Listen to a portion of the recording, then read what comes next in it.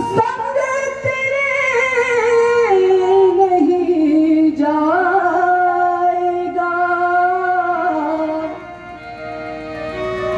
अगला जन्म का कोई नाता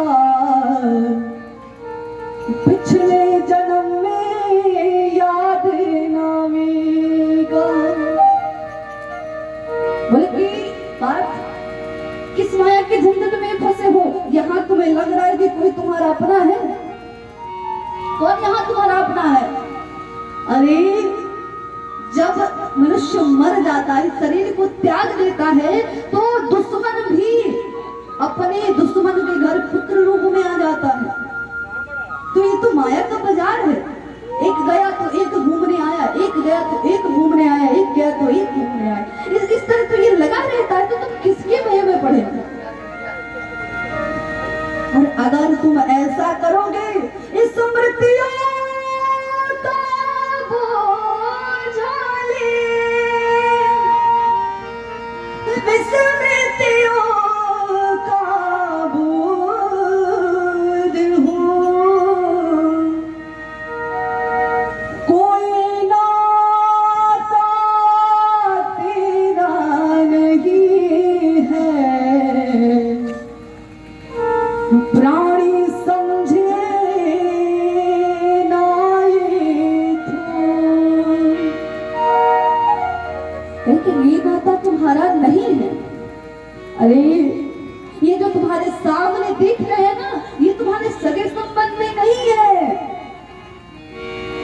इन्हें इस क्षेत्र में, कुरुक्षेत्र में तुम इन्हें दुश्मन की तरह देखो। क्यों? क्योंकि 4 दिनों की प्रीत जगत में 4 दिनों के नाते हैं, पलकों के पर्दे पड़ते ही नाते सभी मिट जाते हैं।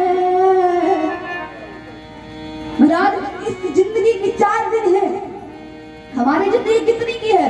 4 दिन की जिंदगानी है। 2 दिन आरज़ू और इंतजार में चले जाते हैं। आपके पास बचे 2 दिन, आपके पास बचे 2 दिन। एक दिन उस दिन में काल के दिन में होता है, तो एक दिन आपका काल का हो गया, तो आपके पास बचा 1 दिन। तो इस 1 दिन की जिंदगी में हम क्यों इतना उड़े?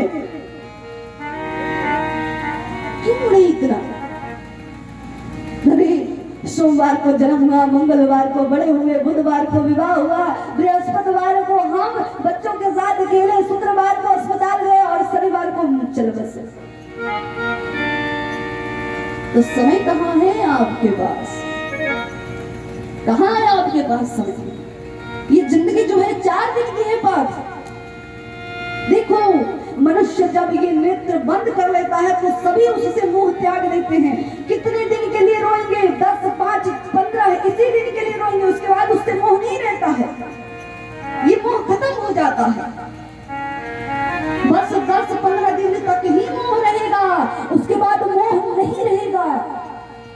ये जब नेत्र बंद हो जाते हैं ना सरकार, तो आपको आपके नाम से भी लोग नहीं बुलाते हैं। बताइए बुलाते हैं क्या? कहते हैं डेड बॉडी को यहाँ लाओ। ये नहीं कहेंगे कि मोहन को यहाँ लाओ, ये नहीं कहेंगे कि राम को यहाँ लाओ, ये नहीं कहेंगे कि श्याम को यहाँ लाओ, नहीं कहेंगे डेड बॉडी को इधर लाओ, डेड बॉडी को उधर ले जाओ। आपका नाम भी चेंज हो जाता है, डेड बॉडी हो जाता है। तो आपके पास है ही क्या? क्या है आपके पास? बस ये नेत्र बंद करने की देरी है, सब आपके अलग हो जाते हैं। और इतना ही नहीं, घर के स्वामी के जाने पर जो व्यक्ति गधों की तरह काम करता है, काम कर करके अपने पुत्र के लिए, पुत्री के लिए, बहू के लिए बड़ा सा महल तैयार करता है, वो घर का स्वामी है, उसके कारण ये महल तैयार हुआ। लेकिन जब वो घर से मृत शरीर वो निकलती है, घर की शुद्धि कराते हैं, घर के स्वामी के जाने पर घर की शुद्धि कराते हैं। आप जब मृत हो जाएंगे, मृत्यु होगी आपकी, तो घर से निकलते समय जब आपको निकाल दिया जाएगा तो पूरा घर धोएंगे सरकार। अगर आपकी मृत्यु रात में हो जाए तो आपके पास आपके शरीर से दुर्गंध ना आए, इसलिए अगरबत्ती आसपास चारों जगह आपके लगा देंगे कि आप महके न। तो जिसके कारण ये सुगंध हुआ, जिस शरीर के कारण पुत्र पुत्री आज सुगंधित है, उसी वही लड़का लड़की माता पिता के मृत्यु के बाद उन्हें दुर्गंध ना फैले, इसलिए सुगंध के लिए अगरबत्ती लगा देते। तो कौन है आपका? आपको लग रहा है कि आपका कोई है? अगर इस प्रकार अगर मनुष्य सोचे कि मेरा है कोई, तो माया में पड़ कर ये प्राणी अनमोल ये जीवन गंवाता है। 4 दिनों की प्रीत जगत में 4 दिनों के नाते हैं। 4 दिन की है प्रीत बस। कन्हैया कहते हैं यही नहीं पार्थ, बस तुम यही सोच रहे हो।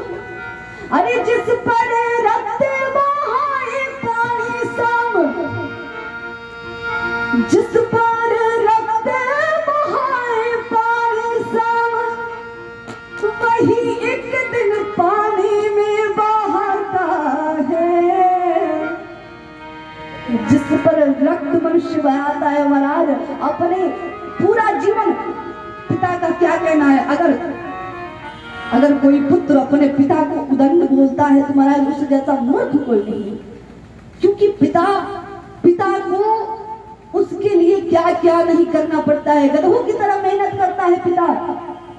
एक माँ और एक पिता हर दम अपने बच्चों को अच्छी शिक्षा के लिए, अच्छे परवरिश के लिए मेहनत करते रहते हैं। अगर वो बालक बड़ा होकर के कहे कि तुमने क्या नहीं किया मेरे लिए, तो कितना बुरा है, कितना वो बालक मूर्ख है।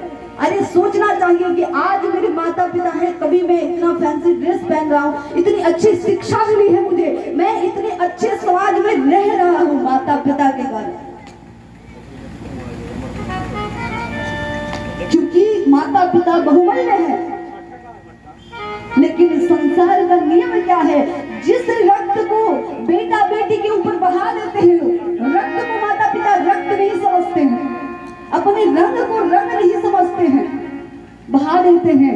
उसी शरीर को अस्थि रूप में माता पिता के अस्थियों को पुत्र क्या करता है कि उसे ले जाकर के पानी में बहा देता है। तो ये वास्तविक है। और यही नहीं अर्जुन, अरे पिंड दान करे प्रेतात्मा से अपना पिंड छुड़ाते हैं। सब संपन्न हो जाएगा तो पिंड दान करने जाएंगे कि पिताजी की मृत्यु हो गई, कहीं भूत प्रेत बन करके हमें सताए ना, इसलिए पिंड दान कर दिया जाए जल्दी कि पिताजी कुछ बुरा ना करे मेरे साथ। पिंड दान करके तुरंत प्रवाहित करते हैं, पिंड दे दिया जाए। अब पिताजी मुक्त हो गए कि मेरे पिंड को ना छुए। अरे मूर्ख, जो पिता तुम्हें समस्त जीवन अपना अर्पण कर दिया कि अब वो मरने के बाद तुझे सताएगा, तू गलत करेगा तो वो जरूर तुझे सताएगा। गलत तुम करोगे माता पिता के साथ तो वो क्यों नहीं तुम्हें सताएंगे? गलत माता पिता के साथ करोगे तो सताएंगे, लेकिन अगर तुम माता पिता के साथ अच्छा किए तो वो माता पिता कभी नहीं कुछ करेंगे। और महाराज गलत करने पर भी ऐसा बहुत कम होता है कि माता पिता अपने बालकों को कुछ कहें। कृष्ण भगवान कहे कि अर्जुन, इस संसार से जो मोह रखता है उस जैसा मूर्ख कोई नहीं, क्योंकि इस संसार से ज्यादा मोह नहीं रखना चाहिए। इस संसार से ज्यादा मोह बिल्कुल नहीं करना चाहिए। संसार के लोगों से आशा न किया कर, यहाँ कोई नहीं अपना, सिया राम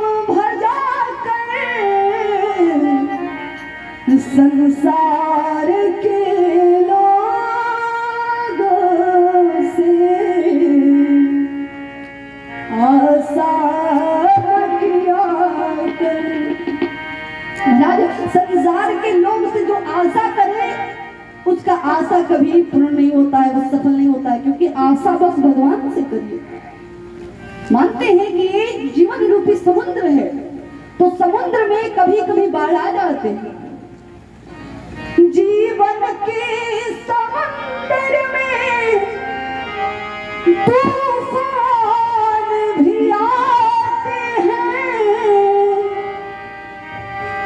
जीवन के समुद्र में तूफान आता है, लेकिन उस समुद्र के तूफान आने पर कौन बचता है? और कोई नहीं बचता है। जो राम को भजते हैं प्रभु आप ही आते हैं। राम को भजेंगे तो वही आएंगे। महाराज गज क्या हुआ?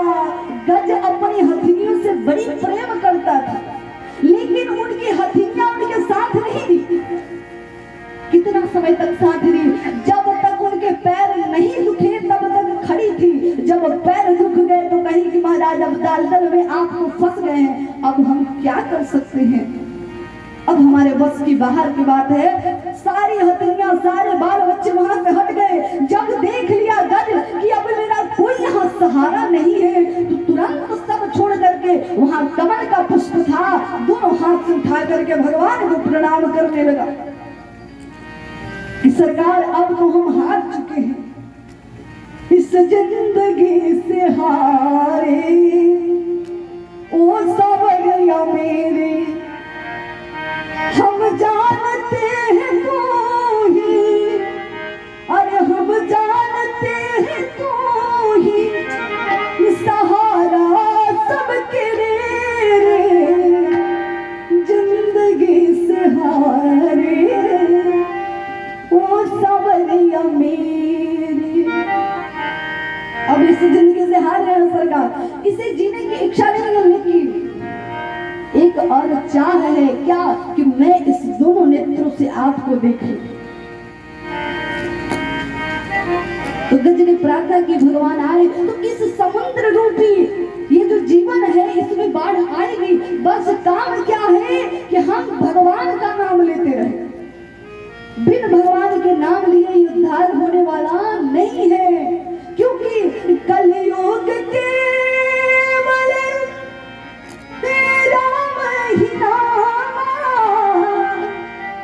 लेकिन कलयुग में श्री राम जी का ही नाम आ रहा है। कलयुग के बलराम आधारा, बस उन्हीं का आधार है ये शरीर, ये जीवन। राम जी का नाम लीजिए, ये आधार उन्हीं के जीवन है। प्रकार जिस प्रकार सरकार एक घर किसका आधार होता है? घर पर जब तक बिंब ना हो तो वो बिंब ना हो तो घर आपका अच्छा नहीं बनेगा। जब बिंब रहेगा तो घर मजबूत रहेगा। उसी प्रकार जब जीवन में भगवान रूपी राम रूपी नाम का बिंब रहेगा तो आपका ये जीवन बहुत ही सुरक्षित रहेगा। जब तक वो बिंब नहीं होगा तब तक जीवन सुरक्षित नहीं रहेगा। तो इसलिए इस माया के पर्दों को हटाओ, क्योंकि जब तक इस माया के पर्दों को नहीं हटाएंगे तब तक आपको भगवान दिखेंगे नहीं। क्योंकि एक दुल्हन नई नवेली दुल्हन आई हो और अपने घर में बैठी हो तो उसे देखने के लिए वो पर्दा हटाना पड़ता है। जब पर्दा हटेगा तभी वो दुल्हन दिखेगी। उसी प्रकार महाराज हमारी ये नैन जो है वो पर्दे हैं, अंदर हमारी दुल्हन हमारे प्रभु सरकार बैठे हुए हैं। बस एक काम करना है कि इस पर्दों को खोलिए, अंतःकरण के पर्दों को खोलिए। अरे नैनों के पर्दे हटा करके देखो, उस पार है भगवान, उस पार है प्रभु जी, जा करके देखो नैनों के पर्दे हटा करके देखो, इन नैनों के पर्दे को हटाओ। जब तक ये पर्दे नहीं हटेंगे तब तक उन सरकार का दर्शन नहीं हो सकता। तो पहले ये पर्दा हटना जरूरी है, क्योंकि पर्दा हटेगा तभी हमारे सरकार दिखेंगे। और ये माया है अर्जुन जी, ये माया है, इस माया के बंधन को तोड़ो, यहाँ तुम्हारा कोई नहीं है। भगवान ने बहुत समझाया, बहुत समझाए, अर्जुन तुरंत समझ गए, तुरंत अर्जुन समझ गए। तो महाराज प्रभु बड़ी दयालु हैं, बड़ी कृपालु हैं।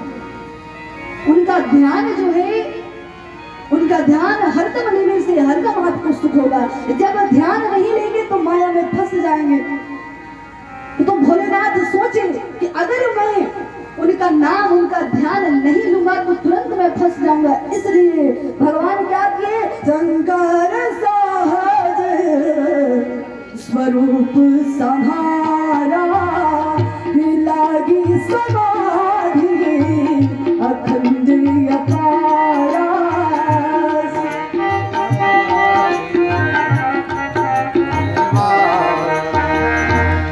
भगवान की समाधि लगी, भगवान मग्न हो गए, समाधिस्थ हो गए। मैया सोची कि अब तो बोलेंगे नहीं हमसे, तो समाधि में हो गए, अब क्या बोलेंगे। मैया भगवान का सेवा करने लगी, सबके साथ गले के साथ रहे। अब इंतजार करने लगी कि कब बाबा आएंगे अपने समाधि से बाहर। मैया इंतजार कर रही थी। समय पूरा हुआ, भगवान हमारे हरि जी की आज्ञा लेकर के अपने मन से उनका ध्यान करते हुए अपने समाधि से बाहर आए। और बाहर आते ही क्या हुआ, सरकार